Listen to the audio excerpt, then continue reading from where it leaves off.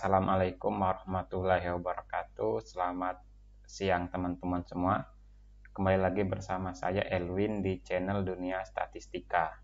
Jadi di video kali ini ya saya akan membuat tutorial bagaimana cara kita melakukan uji T gitu ya. Nah, uji T di video kali ini adalah uji T tidak berpasangan atau independent t-test. Jadi independent t-test ini biasanya digunakan untuk mengetahui perbedaan dari dua sampel yang berbeda gitu ya. Jadi kalau sampelnya berbeda ingin kita bandingkan, maka kita membandingkannya dengan menggunakan uji T.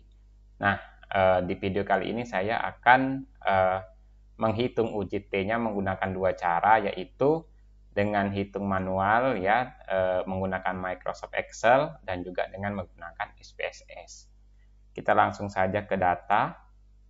Nah, ini adalah data ya. Kita diminta di sini untuk melakukan uji T independen secara manual ya, dan SPSS untuk mengetahui apakah terdapat perbedaan nilai dari pembelajaran metode A dan metode B, perbedaan nilai atau perbedaan hasil belajar gitu ya. Kita bisa ganti ini perbedaan hasil belajar ya. Hasil belajar dari pembelajaran metode A dan metode B. Jadi ini contoh ya, ada guru dia melakukan penelitian menggunakan dua metode pembelajaran yang berbeda, ada metode A dan metode B. Nah, ini ingin diketahui apakah terdapat perbedaan ya. Kalau terdapat perbedaan artinya kita bisa memilih salah satu metode ini sebagai metode yang terbaik. Nah, pertama kita hitung dulu uji T-nya secara manual ya. Pertama kita harus menghitung namanya varian ya. Karena untuk uji T independen ini kita harus menghitung uji homogenitas dulu ya. Oke. Metode A, metode B, dan ini ada menghitung nilai varian. Nah, di sini kita harus mencari dulu nilai total ya. Untuk A dan B ya. Saya geser dulu ini karena kita perlu tabel baru ya. Saya geser rumusnya. Nah, kita butuh nilai, ini kita anggap X, berarti kita butuh nilai X kuadrat gitu ya. Jadi metode A ini kita anggap X ya, metode B ini kita anggap ini X1, ini X2 ya. Oke, biar nggak bingung, saya bikin ya. Oke, ini kita kasih ada X1 ya, ini X1,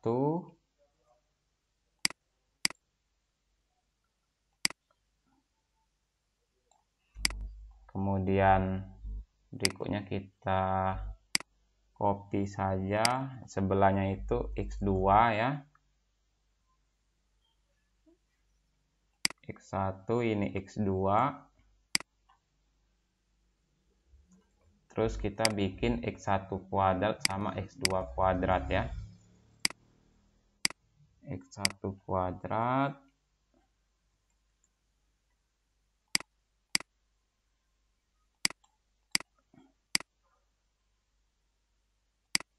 ini X1 kuadrat, sebelahnya kita bikin X2 kuadrat.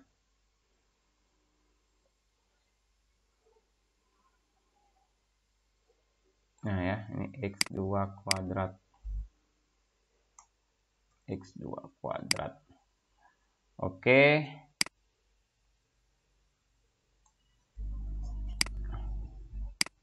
Kita kuadratkan dulu X1-nya ya. Kuadratkan. Kemudian X2-nya kita kuadratkan juga. Oke, X2-nya kita kuadratkan. Kemudian kita cari nilai totalnya ya. Total dari X1 kita cari. Nah ya, begitu juga dengan total X2 sama total nilai kuadratnya. Kemudian kita cari di sini nilai rata-rata ya. Average.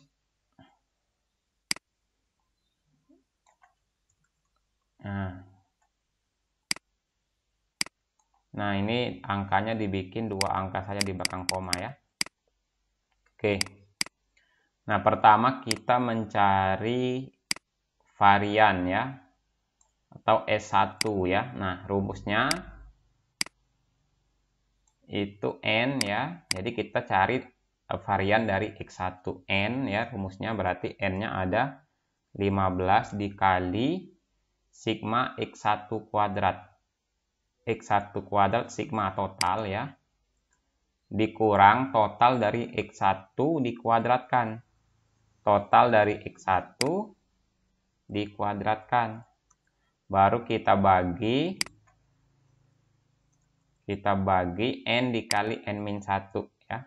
N-nya itu ada 15 dikali N-1, 14. Nah, kita dapat varian X1 ya. Nah, kemudian yang varian yang X2 ini berarti N-nya ada 15 dikali sigma X2 kuadrat ini ya, dikurang sigma X2 dikuadratkan. Sigma X2 dikuadratkan, kita tutup kurung semua, baru dibagi ya. Dibagi N-nya 15, N-1 14 ya. 15 kurang 1, 14. Nah ya, kita udah dapat nilai variannya. Sebenarnya ada langkah cepatnya teman-teman. Kalau nggak mau hitung satu-satu, itu kita langsung pakai rumus var ya. Jadi kita ini varian, kita pakai rumus var ya. Rumus var. Nah, dia akan sama dia ya nilainya. Nah, jadi teman-teman silakan ya, mau pakai rumus cepat atau cara begini sama saja ya. Kemudian kita cari F hitung ya. F hitung itu rumusnya varian besar dibagi varian kecil ya. Berarti sama dengan varian besar 78, varian kecil 66,50. Jadi 1,18 ya. Nah, sekarang kita hitung F hitung udah dapat. Sekarang F tabel ya. Kita F tabelnya itu 0,95 ya, karena kita menggunakan alfa 5%, berarti derajat kepercayaannya 95. Kemudian DB1-nya yaitu N1 dikurang 1, 15 kurang 1, 14. DB2-nya N2 dikurang 1, 15 kurang 1, 14. Nah, jadi kita hitung F tabelnya sama dengan FINP 0,95,14,14. Kita dapat F tabelnya 2,48. Nah, kita bandingkan F hitung dengan F tabel. F hitung itu F hitung 1,19 itu lebih kecil daripada F tabel 2,48, sehingga kita simpulkan data homogen ya. Nah, selanjutnya kita menghitung T hitung. Nah, rumus T hitung ini adalah untuk data yang homogen. Nah, kalau data heterogen ada rumusnya sendiri teman-teman ya, ada di YouTube saya ya. Nah, sebelum kita melakukan perhitungan T hitung, kita hitung dulu simpangan baku gabungan atau tau ya. Nah, jadi rumusnya ini ya. Akarnya kita terakhir aja ya. N1 min 1 itu berarti 15 kurang 1, 14 dikali S1 kuadrat. S1 kuadrat kita udah dapat di atas. Ditambah N2 dikurang 1 juga sama 14 dikali S2 kuadrat ya. Oke. Kemudian ini semua dibagi ya. Tutup kurung. Dibagi dengan N1 ditambah N2 dikurang 2, berarti 15 ditambah 15 dikurang 2, berarti kan 15 tambah 15, 30, 30 dikurang 2, 28 ya. 28. Oke, baru kalau sudah semua begini, baru kita tambahkan akar di depannya SQRT, di belakangnya tutup kurung juga ya. Nah, di sini. Nah, kita dapat nilai untuk taunya itu adalah 8,52 ya. Nah, kemudian kita menghitung nilai T hitung ya. Berarti sama dengan rata-rata dari X1 dikurang rata-rata X2 ya. Kemudian dibagi dengan tau ya. Tau ini dikali dengan akar ya, SQRT 1 per N1 15 ditambah 1 per N2 juga 15 ya. Oke. Tutup kurung ya. Oke. Dibagi tau kali akar. Oke. Nah, kita dapat T hitungnya 0,23. Untuk T tabelnya ya, T tabel itu kita lihat di alfanya 0,05 ya. Kemudian untuk derajat bebasnya itu adalah N1 ditambah N2, berarti 15 ditambah 15 kurang 2 ya. Berarti kita singkat saja 28 ya. Jadi kita lihat T alfa ya. Oke, alfanya kita bagi 2, kan rumusnya T alfa per 2. Jadi T alfa per 2 dari 28. Kita lihat di T tabel ya. Di T tabel. Di T tabel, ini T tabel 0,05, berarti 0,025 terus 28 ya. Oke. 0,025 karena alfa kita bagi 2 ya. 0,05 dibagi 2 jadi 0,025, lihat di 28 ya. Dapat 2,048 ya. Atau 2,05 ya. Ini nih. 28 ini ya. Nih.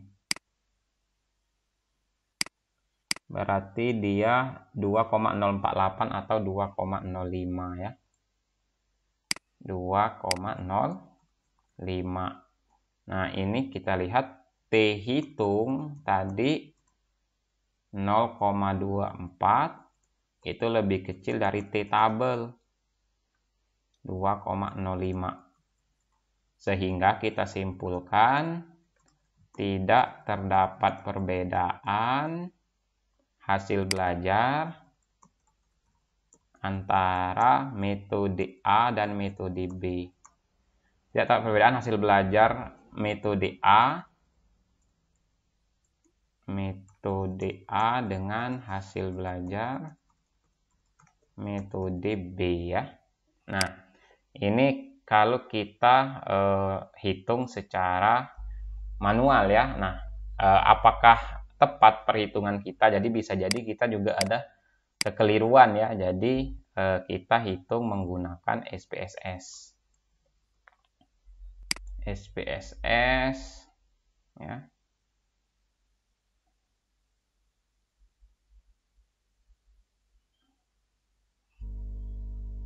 Ya, di sini saya pakai SPSS 16. Kalau teman-teman mau versi yang di atasnya ya bisa ya, nggak apa-apa ya teman-teman ya. Kebetulan saya menguasainya SPSS dan punyanya yang versi 16. Di SPSS ini ada data view, ada variable view. Jadi di variable view-nya kita di sini kita bikin metode ya. Kemudian di sini kita bikin hasil belajar ya. Metode ini hasil belajar. Oke. Value-nya ada 2. 1 metode A, 2 metode B ya. Oke, kita langsung ya copy saja nilai yang ada di Excel. Oke.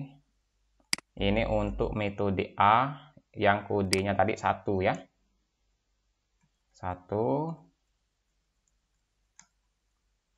Kemudian metode B tadi kodenya ada 2 ya. Ada 2.